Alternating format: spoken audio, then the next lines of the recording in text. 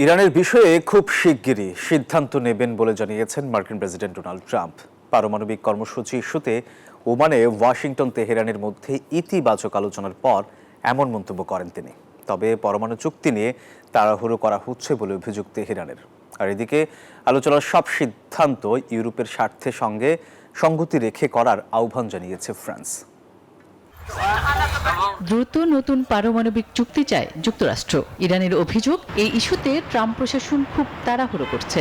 অথচ 2018 সালে মার্কিন নেতৃত্বে বিশ্বের 6 শক্তিধর দেশগুলো ইরানের সঙ্গে পরমাণু চুক্তি করেছিল, কিন্তু প্রথম মেয়াদে সেই চুক্তি ভেঙে বেরিয়ে যান ডোনাল্ড ট্রাম্পই। এখন তিনি তার নিজের শর্তে নতুন চুক্তি বান্ডেল থাকলে প্রতি সেনমানিতে টাকা বাঁচবে। বিকাশ সেনমানি বান্ডেল কিনে জিতুন প্রতি লেনদেনে করতে মরিয়া।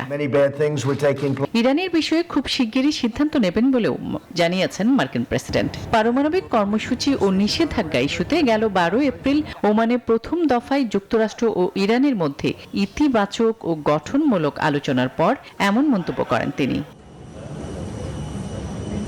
এদিকে এই পারমাণবিক চুক্তি ফ্রান্স, ব্রিটেন এবং জার্মানির স্বার্থের সঙ্গে সঙ্গতিপূর্ণ কিনা তা নিশ্চিত করার আহ্বান জানিয়েছে ফ্রান্সের পররাষ্ট্রমন্ত্রী জিন নোয়েল ব্যারট।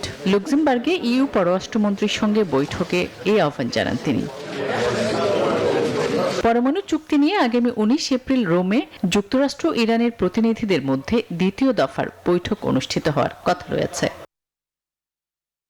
আসমা তুলি, নিউজ 24।